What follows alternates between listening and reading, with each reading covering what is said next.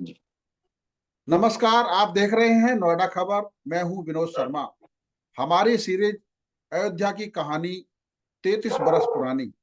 हमारे साथ ऐसे लोग जुड़ रहे हैं जो उस समय की घटना के चश्मदीद थे, जिनके मन में राम मंदिर के प्रति ऐसा संकल्प था जो अब साकार होने जा रहा है। और 22 जनवरी वह दिन आ गया है। ऐसे कारसेवक के संघर्ष के बूते ही आज यह उपलब्धि हासिल हुई है। उन कारसेवकों में हमारे साथ जुड़ रहे हैं मुरारी सिंह जी, जो उस समय संघ के पदाधिकारी थे, और संघ के नाते वे अयोध्या के उस गली तक पहुंच गए जिनकी दास्तान और संघर्ष हमने अखबारों में पढ़ी। आज हम उनकी जुबानी सुनेंगे कि कैसे वो अयोध्या तक पहुंचे थे और किस तरह का उन्होंने वहां नजारा देखा। और आज के समय जब ये हमारा संकल्प पूरा होने जा रहा है, वो उस क्षण को कैसे याद करते हैं। मैं मुरारी सिंह जी का समय देने पर बहुत बहुत स्वागत करता हूं। नमस्कार मुरारी जी। नमस्कार भाई साहब। अ, बताएं वो किस्सा जब आपने अब यहां से अयोध्या की यात्रा शुरू की थी। जी। राष्ट्रीय स्वयंसेवक संघ की प्रेरणा से और विश्व हिंदू परिषद के तत्वावधान में जी। कार सेवा का आह्वान किया गया था। जी। मैं उस समय संघ के सह नगर कार्यवाह के दायित्व पे था। हम्म। मेरी आयु लगभग 24 वर्ष थी जी। जी। और मेरे नगर कार्यवाह मुझसे आयु में लगभग 35-36 वर्ष बड़े थे, जी। जी। स्वर्गीय श्रीमान बचन सिंह नेगी जी। जी। लेकिन उनका उत्साह एक हम्म। नौजवान कार्यकर्ता से ज्यादा था। हम्म। उनको उनके उत्साह को देखकर मुझे प्रेरणा मिली और मैंने भी मन में तय किया कि मैं भी कार सेवा में जाऊंगा। हम्म। उस तत्कालीन मुख्यमंत्री मुलायम सिंह जी ने उस समय एक बड़ा ही घमंडपूर्ण वाक्य किया था कि अयोध्या में परिंदा भी पर नहीं मार सकता। हम्म। ये बात मन को चुभ गई जी। और लगा कि हमें भी कार सेवा में जाना चाहिए। हम्म। और हमने भी तय किया कि हम कार सेवा में जाएंगे। विवाह हुए 4-6 महीने हुए थे। अच्छा। घर से अनुमति मिलने का कोई संभावना नहीं थी। हम्म। पिताजी बड़े सख्त स्वभाव के थे। अच्छा। तय किया कि हम बिना घर बताए चुपचाप जाएंगे। हाँ। और 26 अक्टूबर जी। 1990 को जी। 89 लोगों की एक वाहिनी बनी, जिसके हाँ। वाहिनी प्रमुख हमारे नगर कार्यवाह श्रीमान बचन सिंह नेगी जी को बनाया गया जी। और मुझे उनका सहायक बनाया गया। हम्म। गोमती एक्सप्रेस ट्रेन का एक एक टिकट, चालू डिब्बे का एक एक टिकट हमें दिया गया। हम्म। और हमारी विदाई का कार्यक्रम शशि गार्डन पटपड़गंज गांव के पास एक भवन में रखा गया। अच्छा। वहां वरिष्ठ कार्यकर्ताओं ने हमें कुछ मार्गदर्शन दिया। हम्म। वाहिनी प्रमुख और सहवाहिनी प्रमुखों को एक एक कटर प्लास दिए गए कि मार्ग में कहीं हाँ। कटीले तार या कहीं बाढ़ लगा देगी सरकार, तो उसको काट कर हमें कैसे आगे बढ़ना है। हम्म। साथ साथ हमें एक एक पोस्ट कार्ड दिए गए जिस पर एक पता लिखा हुआ था और हम्म। निर्देश दिया गया कि जहां पकड़े जाएं, पुलिस वालों की सहायता से इस पोस्ट कार्ड को वहां के नियरेस्ट पोस्ट हम्म। में डलवा देना। अच्छा। और ये कह के हमें गोमती एक्सप्रेस ट्रेन में बिठा दिया गया। हम्म। हम लोग चले और जी। 89 लोगों की टोली हमारी आगे बढ़ी, लेकिन अलीगढ़ पहुंचते पहुंचते हमारे आधे से अधिक हम्म। कार्यकर्ता, कार सेवक हम्म। पुलिस के द्वारा जांच में हम्म। पकड़ लिए गए। अच्छा। अब हम मात्र 32 लोग बचे थे। अच्छा। और संयोग से अलीगढ़ से कुछ सवारियां चढ़ी, हम्म। जिनमें एक बुर्का पहने मुस्लिम परिवार भी चढ़ा। हम्म। तो उस महिला को मैंने अपनी पास सीट दे दी, अपनी जगह सीट के पास उसको जगह दी और उसके हम्म। बच्चे को अपने गोद में ले लिया। उसका अच्छा। लाभ मुझे ये मिला कि पुलिस वालों का जांच के दौरान मेरे ऊपर से ध्यान हट गया अच्छा। और हम लखनऊ रात को 10 बज के कुछ मिनट पर लखनऊ पहुंच गए। हम्म। लखनऊ पहुंचने पर जब हमने कार्यकर्ताओं पर नजर दौड़ाई तो हम मात्र 12-13 ही बचे थे। अच्छा। बाकी सबको वो जो पुलिस ने पकड़ तीस लिया। बत्तीस थे वो भी पकड़े गए, वो भी अच्छा। पकड़े गए। हम्म। हम 12-13 लोग थे। 13 लोगों में से एक हमारे अन्य कोई बिछड़ के हमारे साथ हो गया था। 12 हमारे ग्रुप के थे। हमने अच्छा। 13 को वहां कहा कि आप लोग बैठिए, और हम दो लोग, मैं और बचन सिंह नेगी जी, हमने कहा हम्म। हम थोड़ा सा रास्ते के बारे में पता करके आते हैं। और हम हम्म। बाहर निकले। हम्म। और विनोद जी, बड़ी बताने में वो हो रहा है कि हमने कभी जीवन में सिगरेट नहीं पी थी, अच्छा। लेकिन हमारे चेहरे पर एक घबराहट का भाव आ गया। एक पुलिस वाला हमारे को लगातार वॉच कर रहा था लखनऊ हम्म। स्टेशन पे उतरने के बाद। हम्म। तो हमने उस चेहरे के भाव को मिटाने की कही है या वो करने की है, हमने एक सिगरेट पान की दुकान में बाहर निकले और एक सिगरेट पी। अच्छा। मैं और बच्चन सिंह नेगी जी दोनों सिगरेट पीने लगे। हाँ इतने में दो अनजान व्यक्ति आए और हाँ हमारे पास खड़े होकर धीरे से बोले हाँ। कि कार सेवक हो तो मेरे पीछे, कार अच्छा सेवक हैं तो मेरे पीछे आ जाओ। अच्छा। और मैं धीरे से उसके उनके पीछे गया। थोड़ी दूर जाकर सड़क पार करके चारबाग रेलवे स्टेशन से उन्होंने हमें बताया कि हम्म हमारी ट्रेन ड्राइवरों से सेटिंग है, हम्म। आप या तो मनकापुर गोरखपुर जाने वाली ट्रेन में बैठ जाइए, अच्छा। लगभग 1.5-2 घंटे ट्रेन चलेगी तो मनकापुर के आसपास का क्षेत्र आएगा, वहां हम्म पर ट्रेन ड्राइवर गाड़ी को बहुत धीमे या रोक देगा, अच्छा। वहां आप उतर जाइएगा और हम्म। वहां से खेतों खेतों आप पैदल अयोध्या की तरफ बढ़ना। अच्छा। दूसरा वैकल्पिक मार्ग उन्होंने बताया कि हम्म बनारस की ट्रेन में बैठना तो अमेठी के से आगे निहालगढ़ स्टेशन के पास हाँ हाँ। आपको ट्रेन स्लो होगी या चैन पुलिंग करके आप लोग उतर जाइएगा और वहां से आप खेतों खेतों के मार्ग से आप अयोध्या की तरफ बढ़ें। अच्छा। मैंने उनसे कहा कि मैं मूलतः अयोध्या के पास का रहने वाला हूँ, हम्म दिल्ली में सेटल हूँ, तो अगर आप अनुमति दें, संगठन की कोई ऐसी स्पेशल निर्देश ना हो, तो मैं इनको किसी तीसरे वैकल्पिक मार्ग से ले जाना चाहता हूँ। हाँ। उन्होंने कहा कि हमारा लक्ष्य अयोध्या पहुंचना है, मार्ग कोई भी हो सकता है। ठीक बात, ठीक बात। ये सुनकर मैंने तय किया और मैं अपने वो 12 साथियों यानी मेरे सहित 13 साथियों को लेकर सड़क से हटकर खेतों के सहारे में अयोध्या की तरफ लखनऊ में ही शहर में ही चलने लगा। तो लखनऊ से अयोध्या तक? अयोध्या तक हम्म। 124 किलोमीटर। अच्छा। लेकिन मैं थोड़ा ही चला था, 5-6 किलोमीटर 7 किलोमीटर हम चले थे। हम्म तो ये एक जानकारी मिली कि अयोध्या, जिसके कई सभी बस और रेल मार्ग बंद थे, हम्म। एक बस शासन ने अनुमति दी है अयोध्या जाने के लिए। अच्छा। और हम हाँ, बड़े उत्साहित हुए, हमने कहा शायद भगवान ने हमारी सहायता भेजी है, और हाँ। हम भी उस बस में सवार थे। अच्छा। रात को 1:30 बजे हम्म हम लोग अयोध्या पहुंचे, लेकिन इस बीच में हम्म हमारे वाहिनी प्रमुख 13 लोगों में जो बचन सिंह नेगी जी थे, वो हम्म भी रौनाही थाने पर, अयोध्या से लगभग 32 किलोमीटर पहले हम्म। रौनाही थाने पर उतार कर वो भी पकड़ लिए गए। अच्छा। अब हम मात्र 12 लोग थे हम्म और हम अयोध्या, जो पुराना नाम फैजाबाद, बस हम्म। स्टैंड पर हमें रात को 1:30 बजे बस ने उतार दिया। अच्छा।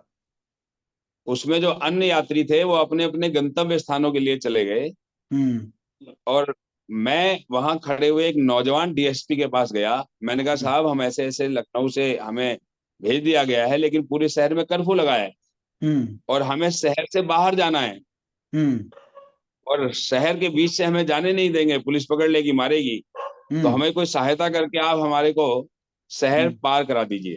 हाँ। और पता नहीं भगवान राम की कृपा थी, उसने हम्म अपने ड्राइवर को निर्देश दिया कि आप हम्म। इनको शहर के पार छोड़ आइए। अच्छा।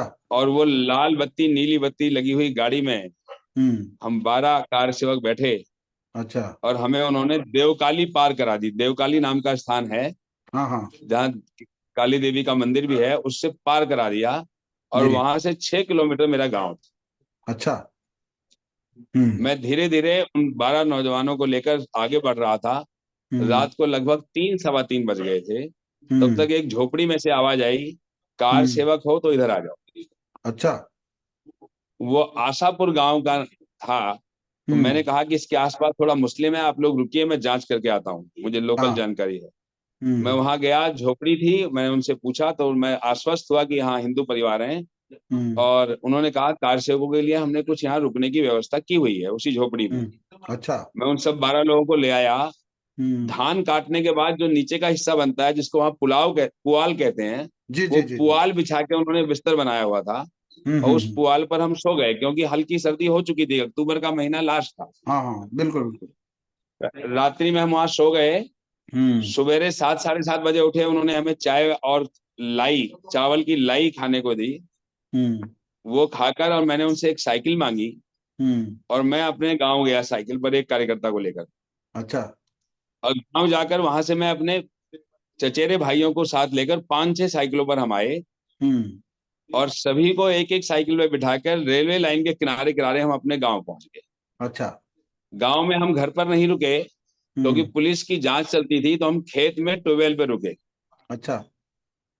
ऐसी जानकारी वहां मिली कि आसपास के सभी गांवों में अन्य प्रांतों से आए हुए भी बहुत सारे कार सेवक खेतों में रुके हुए हैं।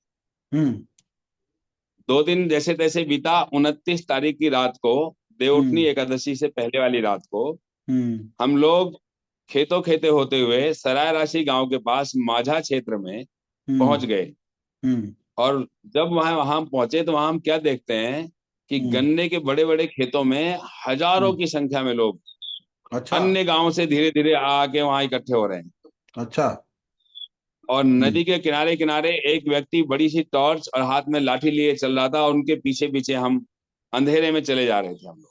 हम्म जिज्ञासावश मन में आया कि वो जो टॉर्च लेके चल रहा है वो व्यक्ति के बारे में पूछूं, क्योंकि उसकी गति बहुत तेज थी और वो हम्म ऐसा लग रहा था जैसे वहां हर चीज से परिचित हो। हमें तो रास्ता ही समझ में नहीं आ रहा था अंधेरे में।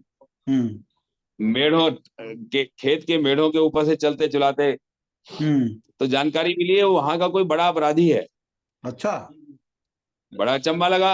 गुल्ली सिंह हम्म नाम था। मैंने कहा भाई इस अपराधी का मार्गदर्शन कर रहा है? तो उसने कहा जी राम के काम में सब लोग साथ हैं।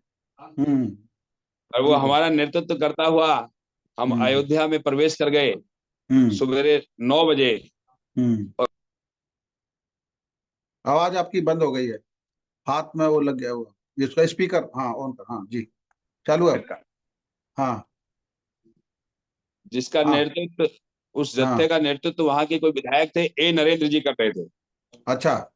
भारी पुलिस बल को देखकर उन्होंने कहा कि अब हम लोगों को यहीं हम्म पर गिरफ्तारी दे देनी चाहिए। अच्छा।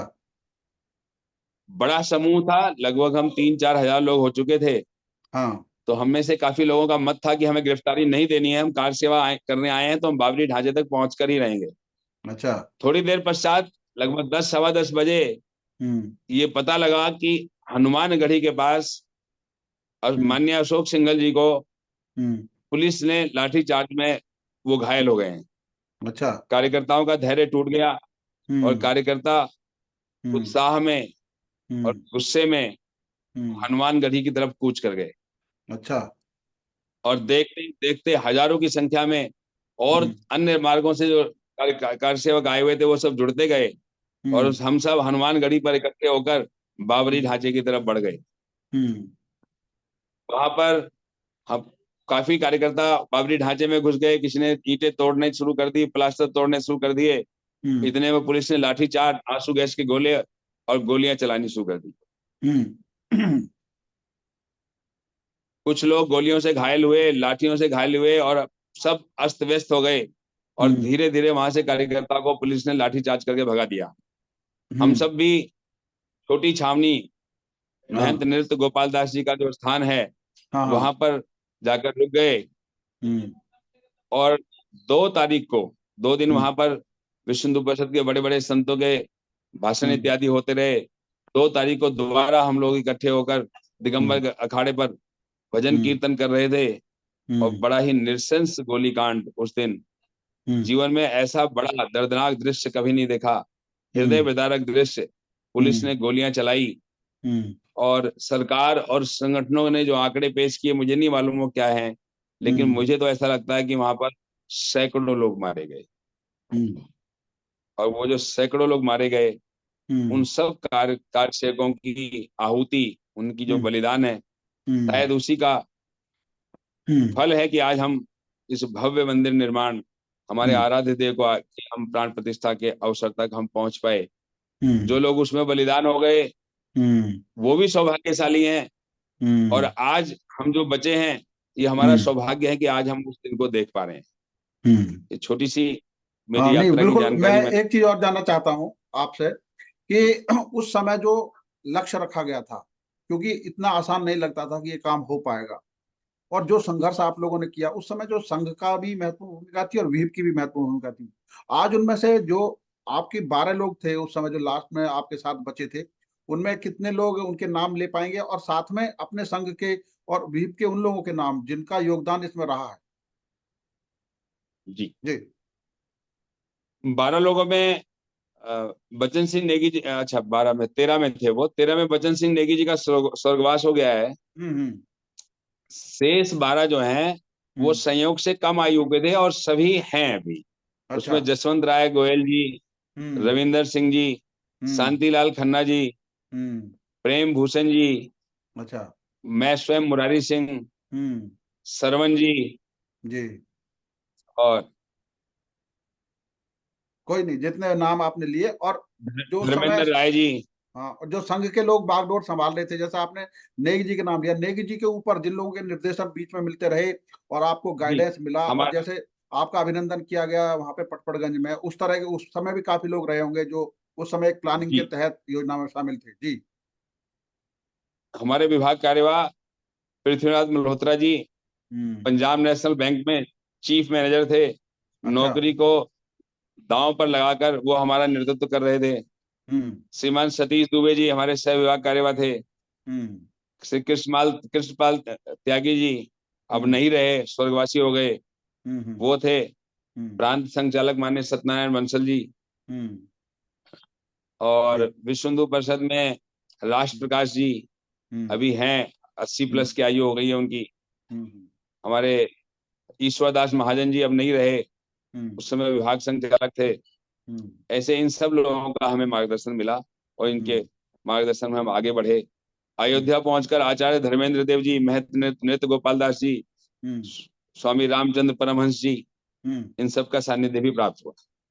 फिर वहां से लौटे कैसे, मतलब वो 2 तारीख के बाद फिर कैसे रहा वापसी का समय, क्योंकि उसके बाद तो दो काफी तारीख के बाद हम सब 2 तारीख के बाद वहां से लगभग कार सेवक उस गोली कांड के बाद सब खाली हो गए, सब अपने हम्म। अपने स्थानों को जाने लगे।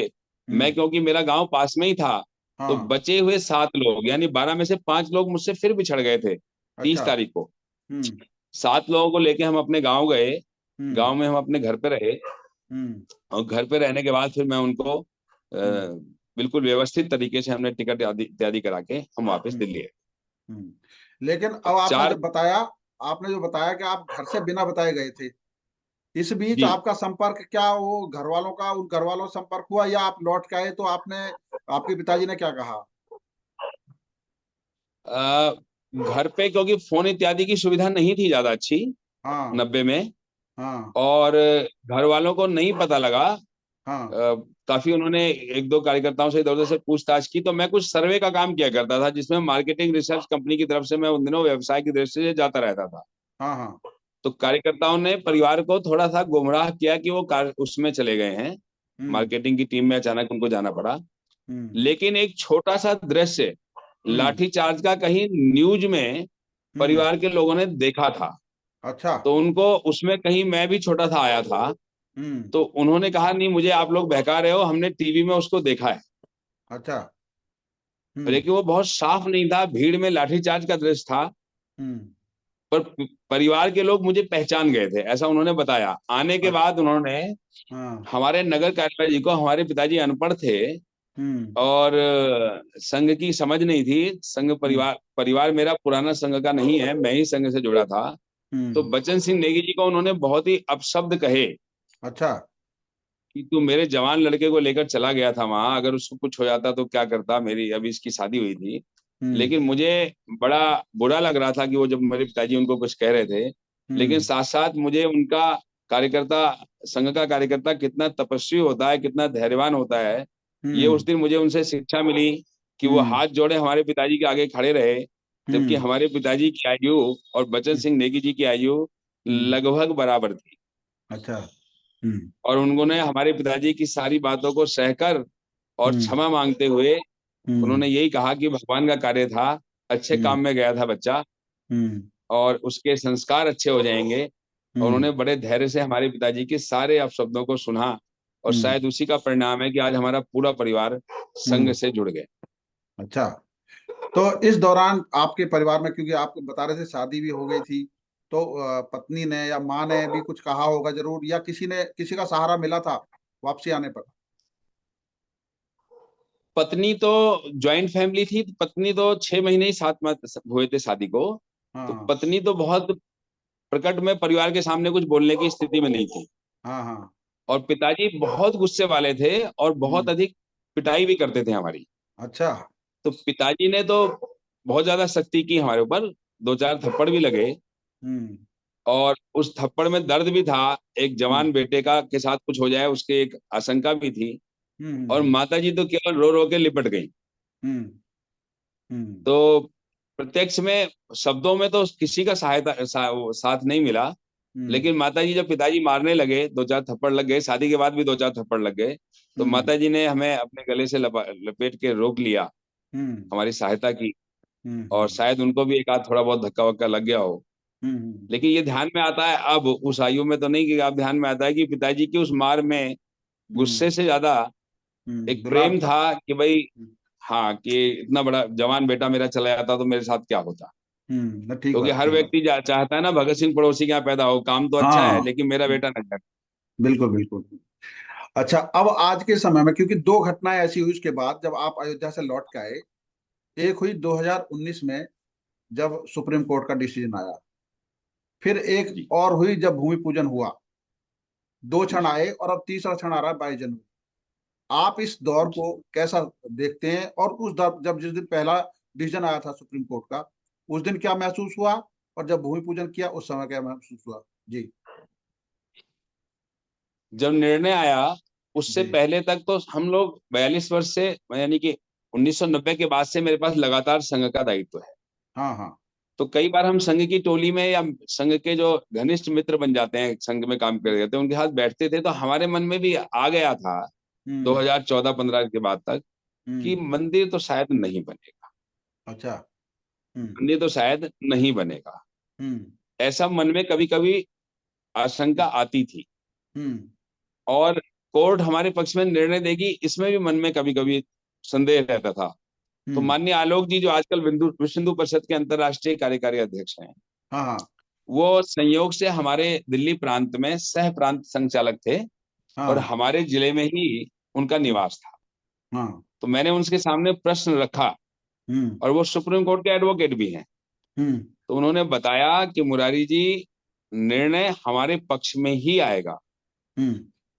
अच्छा। तो मैंने कहा, भाई साहब आप सत्य कह रहे हैं? कहने लगे, हाँ बिल्कुल निश्चित रहिए आप, हम्म कि ये निश्चित है, आप निश्चिंत रहिए कि निर्णय हमारे पक्ष में आएगा। हम्म और उनकी बात से बड़ा बल मिला, और हम्म 2019 में जब निर्णय हमारे पक्ष में आया, तो हम्म मन में इतनी प्रसन्नता हुई हम्म कि अब लगा कि शायद मंदिर हमारा बन जाएगा।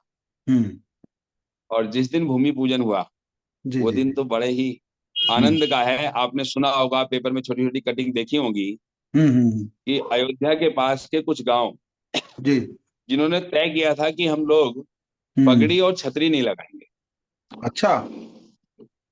तो हम्म। उन्हीं गांव, उसी गांव का मैं भी रहने वाला हूं। अच्छा। अभी छोटी हम्म। छोटी यूट्यूब पर और कहीं कहीं फेसबुक पर वो गांव आ रहा है, सरारासी। हाँ। तो उसी गांव का संयोग से मैं रहने वाला हूँ। लेकिन हमारे पिताजी 1955 में दिल्ली आ गए, तो मेरा हम्म। जन्म दिल्ली में हुआ, जीवन का हम्म। लंबा समय दिल्ली बीता। जी लेकिन जी जी। क्योंकि परिवार और पैतृक जमीन वहां है, तो वहां से जुड़ा हुआ हूं मैं। हम्म। तो जिस दिन ये निर्णय आया, तो हमने कहा कि भाई अब हम सब लोग भी पगड़ी पहन सकेंगे। हम्म आज हमारे आराध्य देव देव हम्म हम्म उनका मंदिर पूर्ण होने जा रहा है, तो बड़े ही, बहुत ही प्रसन्नता। और हम्म अभी भी जब मैं आपसे बात कर रहा हूँ, तो हमारी टोली घर हम्म घर जाकर, रजत हम्म। विहार बी ब्लॉक, जहां मैं अभी शिफ्ट हुआ हूँ 3 वर्ष पूर्व, जी जी जी। यहाँ कार्यक्रम बड़ा आयोजित किया जा रहा है, तो उसके लिए हम घर घर संपर्क कर रहे हैं। उसी के बीच से हटकर मैं हम्म। एक जगह, एक घर में बैठकर जी आपसे जी। बातचीत कर पा रहा हूँ। हम्म। तो अब जो दो जब 22 जनवरी का समय आ रहा है, उसकी तैयारी को लेकर, क्योंकि अब आप बता ही रहे हैं, तो यहाँ क्या कार्यक्रम करने का प्लान है? और क्योंकि संघ ने भी एक नीति बनाई होगी पूरे नोएडा के लिए, उस कार्यक्रम जी के बारे में भी जानकारी हमारे दर्शकों के साथ शेयर कीजिए कि क्या प्लानिंग जरूर। की गई है संघ और भी द्वारा। जी रजत विहार वैसे तो सरकार के कागजों में सेक्टर 62 में पड़ता है। जी जी जी। नोएडा अथॉरिटी द्वारा बनाए गए फ्लैट हैं, हाँ हाँ। ए ब्लॉक, बी ब्लॉक और सी ब्लॉक। जी जी जी। ए ब्लॉक और बी ब्लॉक एक बाउंड्री के अंदर है, जिसमें ए ब्लॉक में डुप्लेक्स हैं 156, और बी ब्लॉक में 432 एमआईजी जी फ्लैट हैं। जी जी जी। ऐसे ही 372 फ्लैट सी ब्लॉक में हैं। हाँ हाँ। तो दोनों ब्लॉकों में मिलाकर दो मंदिर हैं, सी ब्लॉक में अलग मंदिर है, बी ब्लॉक में अलग मंदिर है, बी और ए जी। का ज्वाइंट मंदिर है। हम्म। हम लोग पूरे 588 मकानों में गए। हाँ। हर घर में जाके हमने अक्षत और भगवान श्री राम जी का श्री राम तीर्थ क्षेत्र ट्रस्ट से जो वो आया है निमंत्रण पत्र, उसको बांटा। हर घर हम्म में अक्षत्र दिए। 11 हम्म। मुस्लिम परिवार हैं। हाँ। 2 मुस्लिम परिवारों ने हमें सहयोग किया था उस समय, धनराशि हम्म से पहले। उन्होंने भी अक्षत और चित्र इत्यादि लिए। 9 परिवारों ने हाथ जोड़कर हमसे माफी मांग ली। और 4-5 क्रिश्चियन परिवार हैं, हाँ। उनको भी हमने निमंत्रण दिया कार्यक्रम में सम्मिलित होने का। उन्होंने भी हमें मूक सहमति दी। अच्छा। बी ब्लॉक के मंदिर पर हम 12/8 का एक बड़ा एलईडी लगाएंगे। उससे पूर्व 21 तारीख को हम प्रभात फेरी निकालेंगे। 22 तारीख को हम सुबह 9 बजे से 11 बजे तक सुंदरकांड का पाठ। उसके बाद 51 कुंडीय हवन यज्ञ। 51 कुंडों पर 4-4 परिवार हम बैठाएंगे एक हाँ। कुंड पर। इस तरह से 200 परिवार हमारे हवन में शामिल होंगे। फिर 12:20 से वहां का लाइव कार्यक्रम देखेंगे। और जब पहली आरती, प्रथम आरती अयोध्या में होगी, उसके बिल्कुल पैरेलल यहाँ भी हम आरती करेंगे। और आरती करने के बाद भंडारा करेंगे। इस तरह का एक आयोजन हमने रजत विहार में रखा है, बी ब्लॉक और सी ब्लॉक में अलग अलग। इसी तरह हमारे नगर में जी। सेक्टर 22, 23, 24, जिस नगर का दायित्व मेरे पास है, हाँ हाँ। सेक्टर 22, 23, 24, 55, 56, 57 जी जी। रजत विहार, हम्म चौड़ा रघुनाथपुर और बिशनपुरा गांव आते हैं। हम्म तो पूरे क्षेत्र में जी। 11 स्थानों पर हम्म किसी तरह के छोटे और बड़े कार्यक्रम आयोजित हम्म। किए जा रहे हैं। अच्छा, बहुत बड़ी उपलब्धि है ये, बहुत अच्छी बात है। अब मैं एक जानकारी और लेना चाहता हूँ कि जो राम जन्म भूमि का जब से मतलब निर्माण शुरू हुआ है और अब बनकर तैयार हो गया है, तो आप क्योंकि सरायघासी के रहने वाले हैं, और आसपास में क्या बदलाव देखने को मिला है वहां पर, वो माहौल में भी, क्योंकि आप गए होंगे बीच में, और इस समय क्योंकि लोग उस समय कहते थे कि रोजगार जरूरी है कि मंदिर जरूरी है, और आज मंदिर के जरिए जो रोजगार लोगों को मिलने जा रहा है, जो वहाँ की संपत्ति के मूल्य में वृद्धि हुई है, वो भी एक अभूतपूर्व होगी। उसके बारे में भी जरूर, क्योंकि एक वातावरण जो वहाँ का है उसके बारे में बताइए हमारे दर्शक। बहुत सारे लोग प्रश्न करते हैं कि अस्पताल जरूरी है, रोजगार जरूरी है। तो मैं आपको जानकारी दे दूं, जी। मैं अपने ठीक होश में हम्म। पहली बार 1982 में अपने गांव गया था। जी। और वो दिन देवउठनी एकादशी का था। हम्म। देवउठनी एकादशी को अयोध्या की परिक्रमा होती है, हाँ। और ये अनादिकाल से होती है। जी जी जी। 2 परिक्रमाएं होती हैं, एक 14 कोस की और एक 5 कोस की। हाँ जिनकी शारीरिक क्षमता कम होती है, शहरी लोग, वो 5 कोस की करते हैं, हाँ। और बाकी लोग 14 कोस की करते हैं। तो मैंने पहली बार जी। 1982 में 14 कोस की परिक्रमा की थी। हम्म और आपको बता के मुझे हम्म। अचंभा लगेगा जी। कि ठीक से कहीं चाय की दुकान भी नहीं थी। अच्छा। चाय की दुकानें तो थी, हम्म लेकिन दिल्ली जैसे बड़े शहर से गए हुए व्यक्ति को हम्म। और अयोध्या जैसे प्राचीन शहर में नगर। जाने के बाद, हम्म नगर, प्राचीन नगर में जाने के बाद, हम्म कहीं कोई ढंग की चाय की दुकान नहीं थी। हम्म। और मैं 82 से चल के अब मैं 2014-15 में आता हूँ, क्योंकि मेरा तो लगभग हर साल में 2-3 बार जाना होता ही था। हम्म। अपने गांव में परिवार में किसी न किसी के यहाँ शादी ब्याह या कोई दुख सुख की हम्म। घटनाओं में जाना आना होता है। जी जी जी। तो कोई बहुत बड़ा बदलाव नहीं था। हम्म 2017-18 में हम्म हमारे पिताजी का देहांत 1999 में हो गया था। हम्म तो खेती बाड़ी हमारे छोटे चाचा जी देखते हैं, हमारे हम्म हिस्से की भी बंटवारा हम्म हमारा हो गया है। हम्म और चाचा जी के बच्चे भी अब काम वाम करने लगे, हम्म चाचा जी भी अकेले हो गए। हम्म तो चाचा जी ने कहा, भाई आप अपने खेत वेत दबाओ, अपने आप देखा करो। हम्म। और कुछ मन में थोड़ा बहुत कई छोटी मोटी बात परिवार में आई जाती है, तो हाँ मन भी एक बिल्कुल। उंठा, एक मन में दुख उत्पन्न हुआ। हम्म और मैंने कहा कि भाई ऐसा है कि आपसे लगाव था, अब आप भी इसको नहीं देखना चाहते, तो मैं यहाँ लेकर करूंगा क्या, मैं तो दिल्ली में सेटल हूँ, बड़े शहर में। और हम्म हमारे बच्चे और भाइयों के बच्चे कोई भी यहाँ आने को तैयार नहीं। तो हम्म मैं अपनी इस जमीन को बेच देता हूँ। हम्म तो मैंने गांव में पता किया, तो 7.5 लाख रुपए बीघा, 7-7.5 लाख रुपए बीघा के आसपास का रेट उस हम्म। समय वहां जमीन का था। अच्छा। तो मैंने कहा कि मैं रेट लगा देता हूँ, अगर बिक जाएगा तो बेच देंगे। तो मैंने लगभग ऐसा कई जो जमीन का छोटा मोटा काम करते थे उनको ध्यान कराया कि भाई मैं अपनी जमीन 9.5-10 लाख रुपए बीघा बेचना चाहता हूँ। हम्म। तो कई लोगों ने मेरी मजाक उड़ाई कि अच्छा। 7 लाख रुपए में यहाँ जमीन मिल रही है, इसकी 9 लाख 9.5 लाख रुपए में कौन खरीदेगा। हम्म। ये बात 2018 की है, 17-18 अच्छा। की। अच्छा। और जमीन हमारी नहीं बिकी। अच्छा।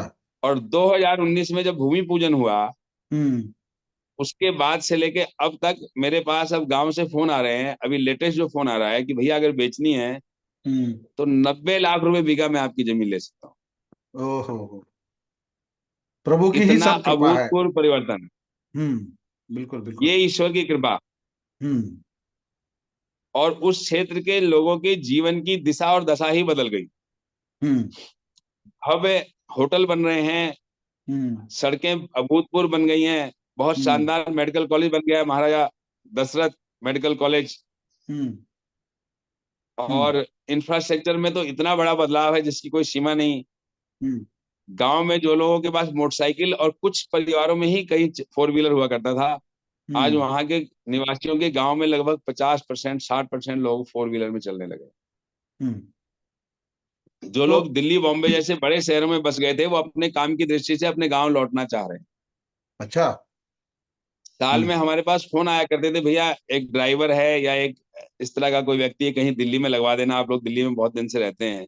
अभी हम्म मुझे ड्राइवर की नोएडा में जरूरत थी, मैंने फोन किया, कहने लगे भैया यहाँ तो खुद ही काम बहुत है, यहाँ तो जरूरत और ज्यादा है। हम्म यानी रोजगार की दृष्टि से पलायन बिल्कुल रुक गया। हम्म। हमारा गांव शहर के अयोध्या से नजदीक है, मेरा थाना क्षेत्र भी अयोध्या लगता है, 6 किलोमीटर। अच्छा। हम्म गांव के अंदर ये बिस्लरी टाइप की लोकल ब्रांड बना के गांव के लोगों ने इतनी बड़ी फैक्ट्री खोली है। और वो अच्छा कह रहे हैं जी हम आपूर्ति नहीं कर पा रहे हैं, हमारी प्रोडक्शन इतनी नहीं है जितनी हमारी अभी सेल है। अच्छा। तो हम्म मंदिर कैसा रोजगार का कारण बन सकता है, इसका एक बिल्कुल ज्वलंत उदाहरण हमारे सामने है, हम्म जिसको हमने जिया है, हम्म। तो अब संघ जिसको के हमने तीन देखा है। संकल्प थे: अयोध्या, मथुरा और काशी।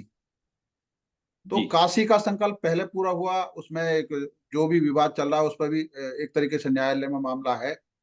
अयोध्या का हल हो चुका है और मथुरा पर भी एक केस चल रहा है। तो आप ये स्वरूप के रूप में, जैसे विकास और योगदान और रोजगार की जो संभावनाएं अयोध्या में पैदा हुई है, उस मॉडल को जी। अगर पूरे देश भर में तीर्थ स्थलों में लागू किया जाए तो मुझे नहीं लगता है कि रोजगार की समस्या रह जाएगी और लोगों को रोजगार नहीं मिलेगा। निश्चित रूप से भाई साहब, जिस तरह से लोग बड़े शहरों की तरफ लगातार भाग रहे थे, जी। अगर हम अपने तीर्थ स्थलों को विकसित कर दें हम्म और उनके उनके पुराने स्वरूप में लौटा दें, तो हम्म आसपास 150 किलोमीटर के क्षेत्र से लोग रोजगार की दृष्टि से उनको कहीं जाने की आवश्यकता नहीं पड़ेगी। हम्म इसका बिल्कुल ज्वलंत उदाहरण काशी और अयोध्या है। हम्म और मुझे लगता है, अभी मैं उज्जैन गया था तो उज्जैन में भी बड़ा परिवर्तन दिख रहा है। हम्म बिल्कुल कहीं ना कहीं हमारी रोजगार की जो आवश्यकता है, जो हम बिल्कुल ये लगता है कि बेरोजगारी बढ़ रही है, ये इससे बहुत बड़ी समस्या हल हो जाएगी। हम्म। और अगर आप इसको आर्थिक मॉडल के रूप में भी देखें, अगर हमारी जो अर्थव्यवस्था इस समय दुनिया भर में 5वें नंबर पर है और हम कह रहे हैं कि हम 2027 तक 30वें नंबर पर आ जाएंगे, तो क्या आपकी नजर, क्योंकि आप संघ से भी जुड़े हुए हैं इसलिए मैं आपसे ये जानबूझ के ये सवाल पूछ रहा हूँ कि संघ इस समय जी पीछे है, सरकार के भी पीछे है और पार्टी भाजपा की जो नीतियां बनती हैं, आर्थिक नीतियां, उनके भी पीछे है। तो एक मुद्दा यह है, क्यों नहीं हम अपने इतिहास को, जो ऐतिहासिक गांव है हमारे, जो हमारी धरोहर है, उनको सहेज कर रखे और उनके लिए एक प्लान बनाया जाए पूरे देश भर में।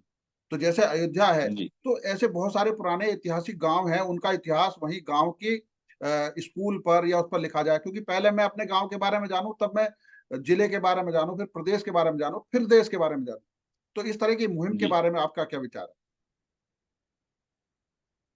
मुझे लगता है सरकार इस पर काम कर भी रही है, क्योंकि रामायण सर्किट का मैंने कुछ जानकारी कुछ बारे में सुना है। है? जी। अपने संघ के एक बड़े कार्यकर्ता हम्म डॉक्टर राम अवतार शर्मा जी हम्म। इनकम टैक्स डिपार्टमेंट में असिस्टेंट कमिश्नर से जी जी। स्वैच्छिक सेवानिवृत्ति लेकर हम्म उन्होंने राम जी की यात्रा पर 2 शोध किए। हम्म राम जी के जीवन की 2 यात्राएं, एक विवाह से पूर्व, एक विवाह के पश्चात, यानी हम्म वनवास। हम्म और जहां जहां राम के जीवन से, श्री राम जी के जीवन से जुड़ी हुई विशेष घटनाएं थी, ऐसे हम्म उन्होंने काफी हम्म। 300 कुछ स्थानों का को खोजा हाँ और उसको सरकार को उसकी रिपोर्ट सबमिट की। हाँ। और सरकार ने उस पर एक रामायण सर्किट बनाने का हम्म निर्णय लिया है। और हाँ। लगता है कि अगर ये काम पूरा हो गया तो हम्म हम कहीं छत्तीसगढ़, जहां नक्सलवादी और इस तरह की समस्याएं हैं, हम्म वो सारी समस्याओं का समाधान यहीं से निकलने वाला है। ऐसा मुझे लगता है। तो आज मुरारी जी ने हमारे साथ बहुत अयोध्या से जुड़ी हुई वो यादें शेयर की जो 1990 में उन्होंने कार सेवा की थी, और आपने हमें समय दिया है। मुरारी जी, आपका बहुत बहुत धन्यवाद।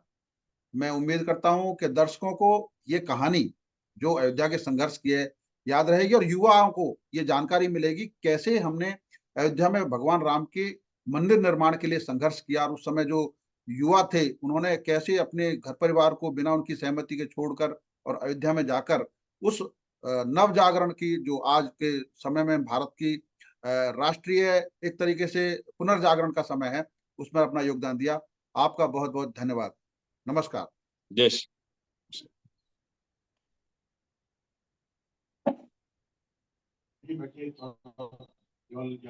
जल ले लूंगा।